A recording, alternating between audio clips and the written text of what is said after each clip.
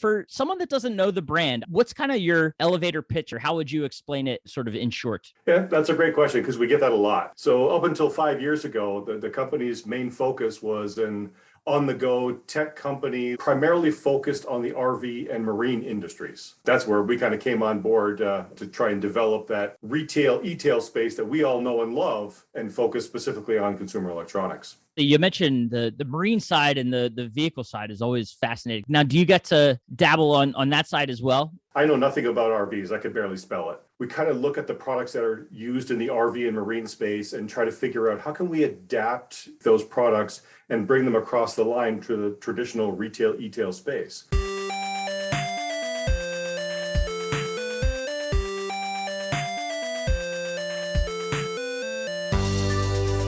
Welcome into the Independent Thinking Podcast. This is your host, Rob Stott.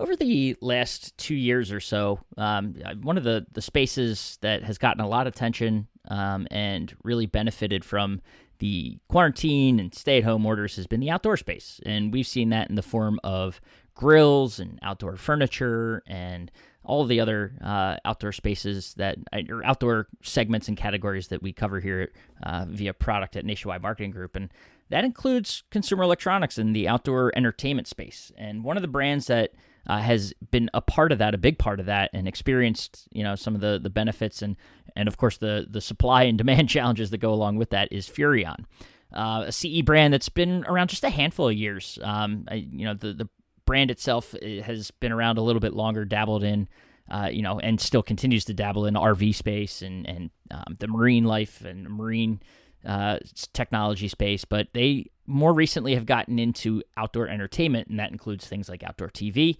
and related categories there. So we took the chance, as the space continues to flourish, to talk with Aaron Mello, who is Senior Key Account Manager over there at Furrion, and dive into everything that they've experienced and talk to him about what they learned about the outdoor space and what they're seeing from the consumer perspective, and a lot of talk about education around the differences between outdoor TVs and indoor TVs. So just fascinating, I think, to learn more about the space and how they're presenting themselves differently than a traditional TV maker, if you will, from when it comes to their products and their outdoor TVs and where they kind of fit in the market. So really cool conversation, one we're looking forward to sharing, and it sounds like we're going to be looking forward to doing more down the road with as well, as they get a little, expand their portfolio, if you will, in sort of what they're doing and what they're bringing to Nationwide members. So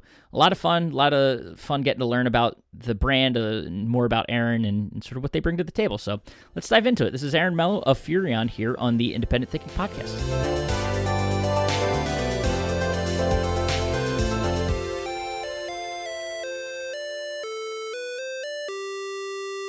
All right, we're back on the Independent Thinking Podcast, and excited today.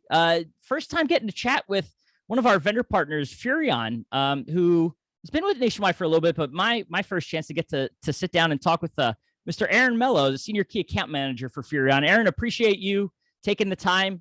You're actually closer to our headquarters than I am. I'm in Philly. You're down there in Raleigh, is that right? That is correct. That's correct. So Winston-Salem and Nationwide Marketing Group, not too far away. Closer to what's that, Duke country out where you are. But be careful. My wife UNC. UNC. All right, sorry. There you go. Good point. But no, I Mm-hmm. appreciate you taking the time and calling in and chatting with us today. Yeah, for sure, man. So just to start, tell us a little bit, before we dive into the brand, tell us a little bit about yourself and kind of your background and how you got to Furrion.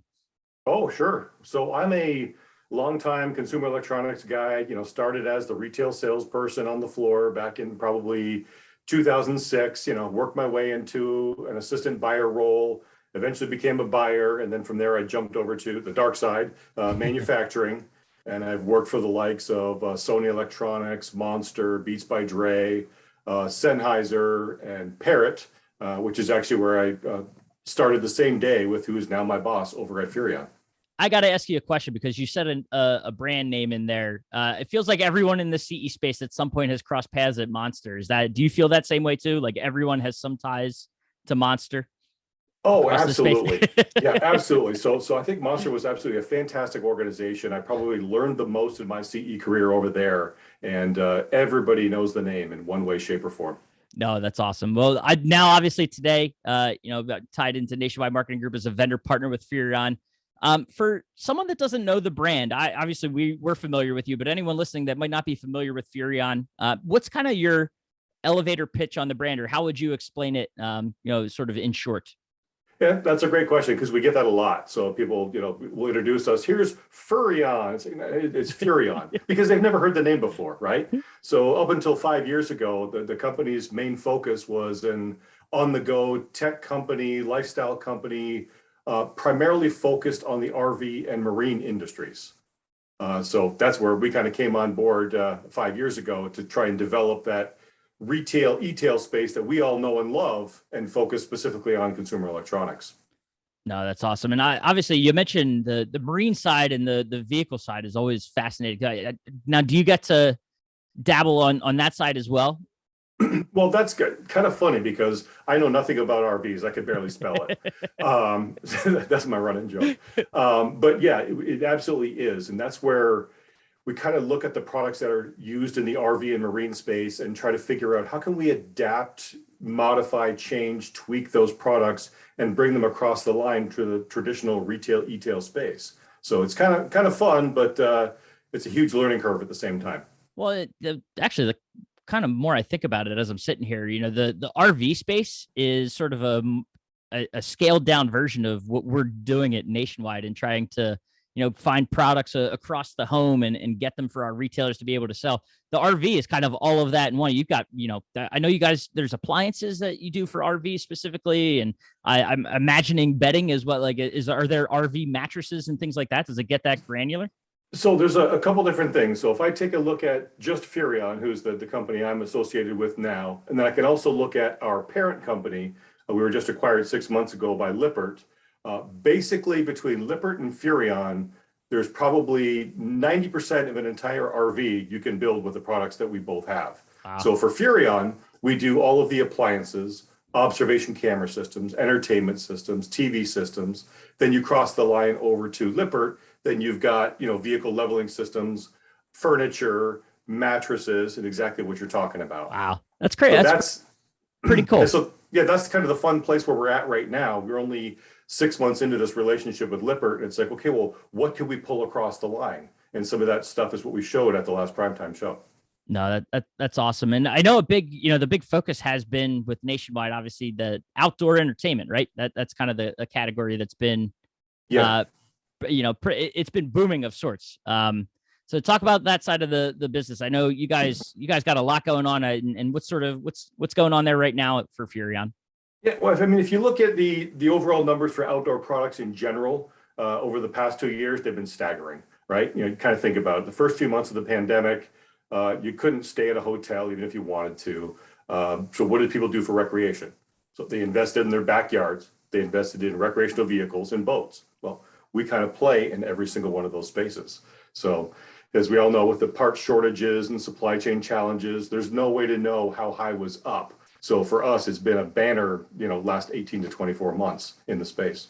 You think back to those early months, like the way it's gone, would you have pictured it like having gone how it has?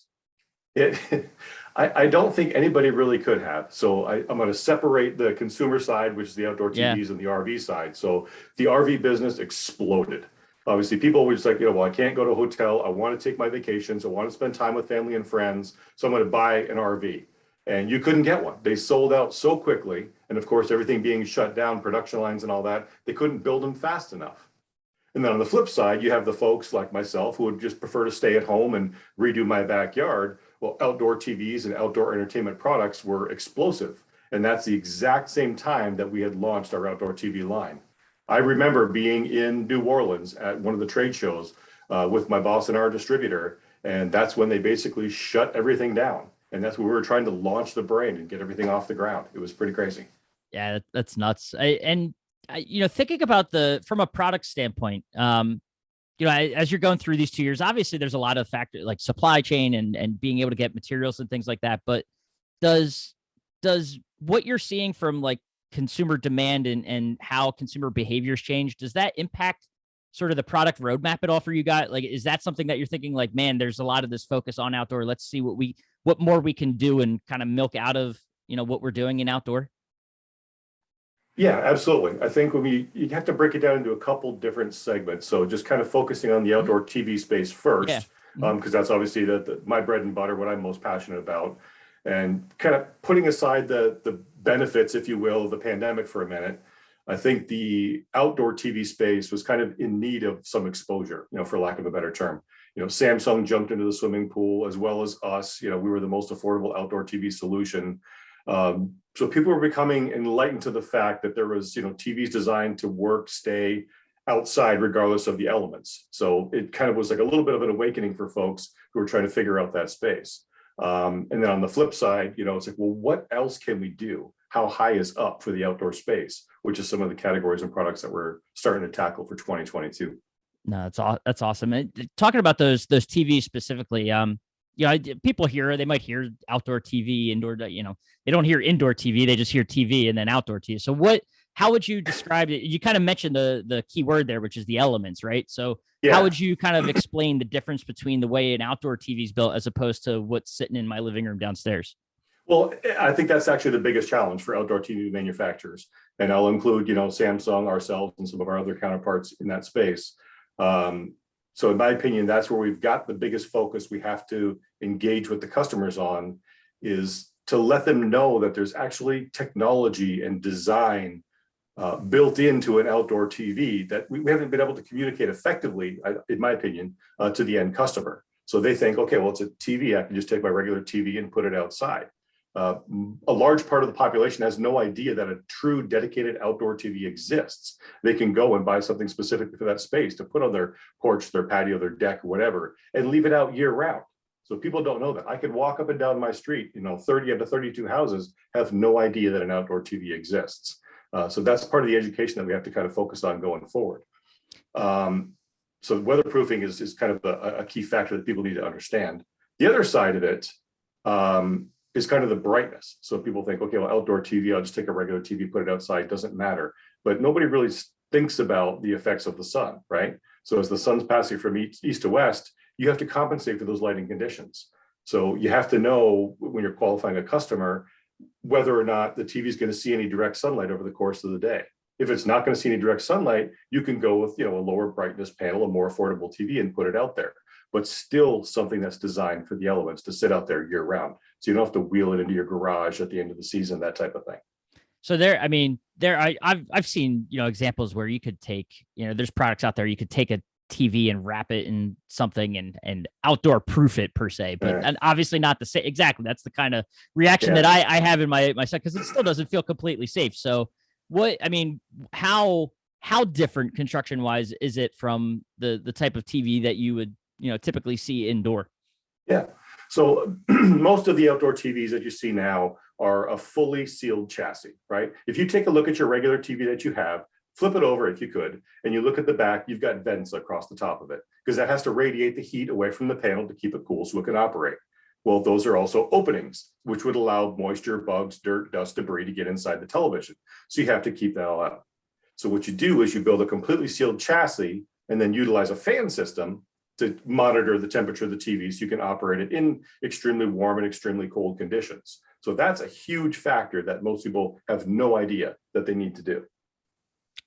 Now, is it, you mentioned the patio and being completely, outdoors. I've seen some, someone might have like an outdoor fireplace or fire pit type situation and have a TV over it. Is it something that one of these TVs could be left, outside of a patio and be sort of in the open? Kind of like, is that a fine application? Like it could withstand snow to high heat, that kind of thing? Exactly right. So when it comes to outdoor TVs or pretty much any outdoor product, they have what they call an IP rating, which is ingress protection, how much it will allow from a dirt, dust, debris, as well as moisture level to get inside the unit. So a dedicated outdoor TV is an IP 54 or 55 rating. End user customer has no idea what that means, but the easiest way to explain it to them in language they would understand is think of like a action sports camera, right? Where you can fully submerge it in water, get it wet, get it in all the elements, you go, through the desert, whatever, it doesn't matter. Nothing's getting inside that chassis. The same thing applies to an outdoor TV, to be able to keep all of those elements out. So you can take our TVs, leave them out all year round. My boss, who I mentioned earlier, will watch the Super Bowl in January in his backyard in Minnesota when it's 18 degrees out, because it's built for the elements. It's designed to work in extreme conditions. Now, I question why he's outside in Minnesota in February, but that's another point. But They love it. They love it. They live it. That's what they do. That's Tuesday afternoon to them, huh? Yeah, exactly right.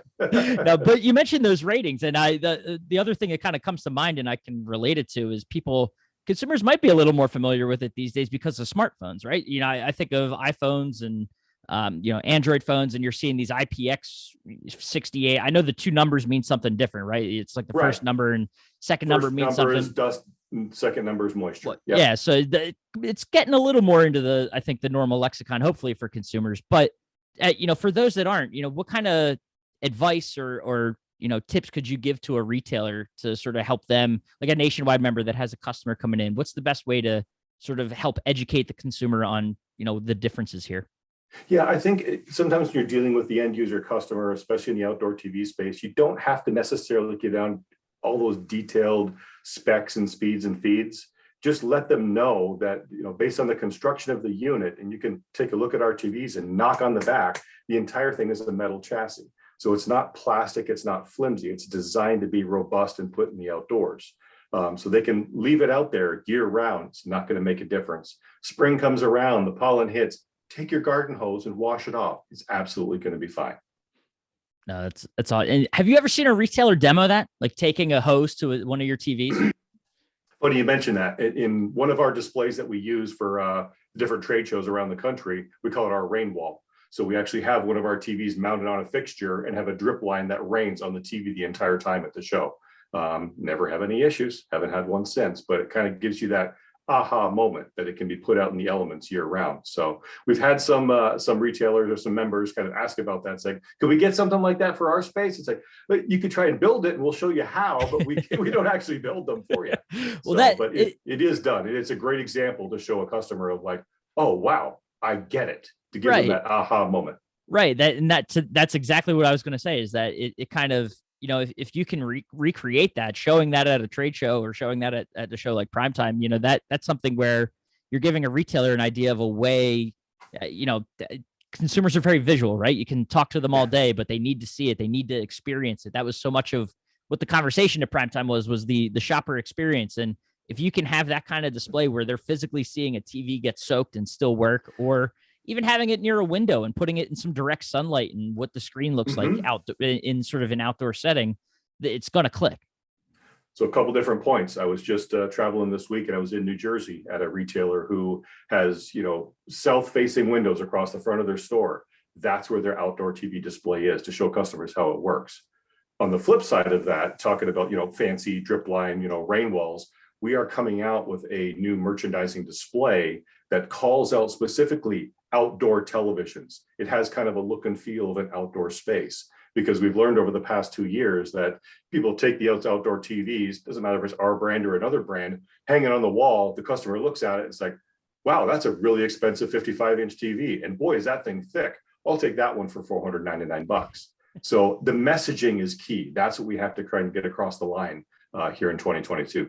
Yeah, I can certainly understand that. And has that been a struggle? Like, have you seen retailers where it's like they have them sort of too close to other TVs and they get kind of muddled together and sort of the messages get mixed? Yeah, I'm not going to mention names, but there's a retailer that I did training for in all their locations out west, and they pivoted or put on the end cap pretty high 3 different outdoor TVs, us being right in the middle, eye level, which was great. But both sides of that other run of the wall were regular TVs. There was no signage, no messaging, nothing. So unless you knew the brand, which most people don't know outdoor TV brands, they had no idea that it was an outdoor TV. So I think for manufacturers, us included, we need to find a way to communicate that message both to the end user customer who's walking in the store, as well as the salesperson who's selling on the floor, to understand what that TV is. Because they've got 50, 60 TVs in store. It's like, well, I don't really understand what this is. Like, the guy put it up on the wall. Okay, great. This one's $3,000, but I could sell one here for $1,200 and make the customer happy, not knowing that one is dedicated for the outdoors. So You mentioned the understand. Have you noticed at least an improvement over the last 2 years because of the interest in outdoor? Like, has it gotten better at all? Sort of the understanding and awareness around the outdoor space, outdoor A little entertainment space. for end user customers, a little bit. So, I mean, when we first launched into the category, there was pretty much only one other major player in the space. And I would tell you probably 90% of the population in the US had no idea that an outdoor TV existed. Right. And if there was a customer that said, yeah, I'm looking for an outdoor TV, they were presented one option at an extremely high price point. So those 90% of those customers decided, I'll just take a cheap TV, put it outside. If it dies in a year, I'll just replace it and I'm still ahead of the game. So that's exactly where Furrion kind of came into the game, was to say, okay, well, how can we bridge that gap, right? If you're a member and you can sell that, $5,000-$6,000 television, great, do it. But for the 80% of the population that says I cannot or will not spend that kind of money on an outdoor TV, let's not let them buy a $499 TV to put it outside. Let's give them a solution in the Furrion line that's between $1,100 and $3,000.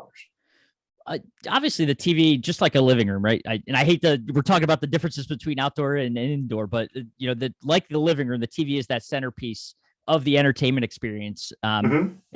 Same goes for the outdoor, setup. What other elements kind of have to be thought through, and what ways are you guys kind of thinking about the rest of that outdoor entertainment space? Yeah, well, I think one of the big things that we still have to kind of communicate at the retail level as well as the customer level is qualifying that customer, right? I kind of hinted on it before. It's like, well, what TV do they need for the outdoors if they're actually looking for a dedicated outdoor TV?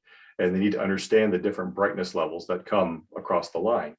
Is it going to see any direct sunlight over the course of the day? No, it's not. You can go with a more affordable, less expensive full shade panel. Now, my TV is going to see some direct sunlight as it passes over. Then you probably want to step into a partial sun television. Or there's the customer that's like, yeah, my TV actually gets a lot of sun. It's kind of out by the pool type of thing. Mm-hmm. Then you want to qualify them as a full sun customer. And all the brightness levels in outdoor TVs are measured in a unit called nits. So a nit is basically just a measurement of luminance, how much light is being sent from that given area at the screen to your eyes. So that's kind of what the outdoor TVs are look at. It's like an indoor TV, basic, regular one off the shelf, might be 250 to 300 nit brightness level. Ours start at 400 for a partial sun TV and go up as high as 1,000 nits for something that's going to see a lot of direct sunlight, where you're going to want to be able to offset that sun, offset those glares from your pool, your stainless steel appliances and whatnot, to get that best possible picture. So that's kind of one of the big things that we need, as an industry, we all need to focus on. And Furrion's going to tackle that hard, especially with our marketing and messaging we have for 2022.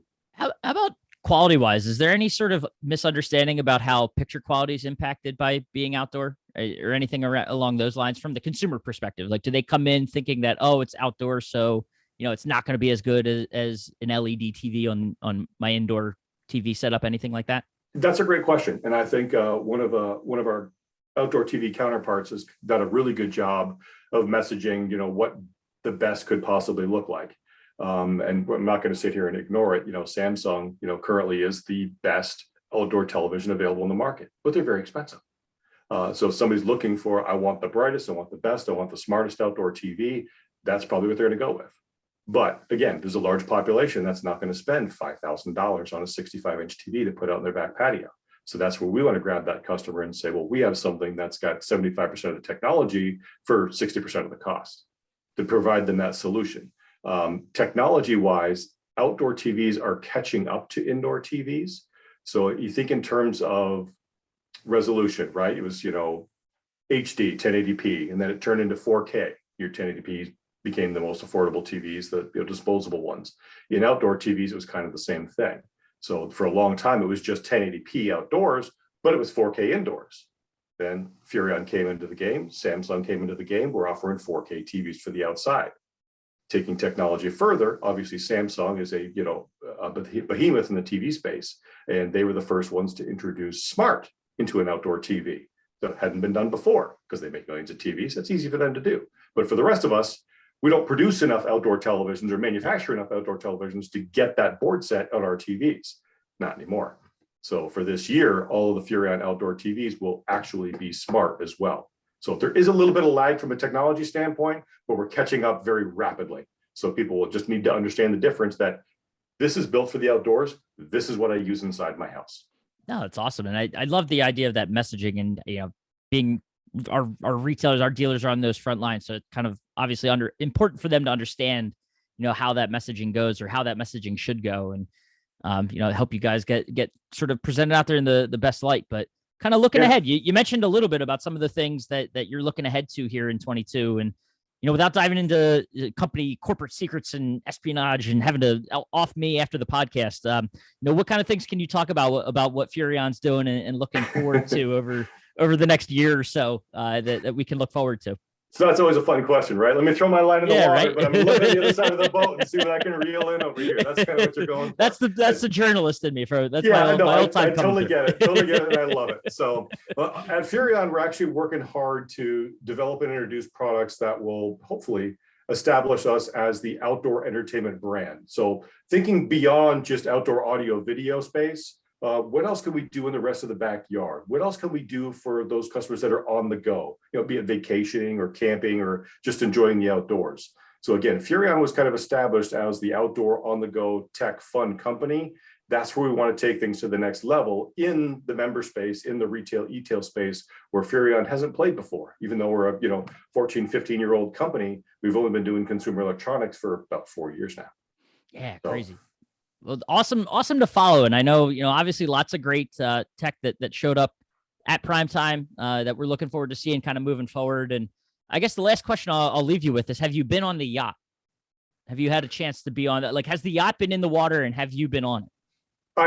So that's two different questions, right? So I have been on the yacht. Well, we had it at the Consumer Electronics Show a couple of years ago. I have not been on the yacht on the water, not that far up on the ladder. But it was quite an amazing vehicle that we actually produced to kind of give people some insight into some future technologies that we're working on from the AI space and things of that nature. I have not seen that yacht in some time. No, that's awesome. Well, Aaron, I appreciate it. This was a lot of fun. Great chatting with you and diving a little deeper into the brand. So we'll do this again before another prime time or maybe at a prime time. We'll get in the booth and see what else is going on. So we appreciate it. We appreciate it. And, look forward to catching up again soon. Sounds great. Thanks, man. Appreciate the time.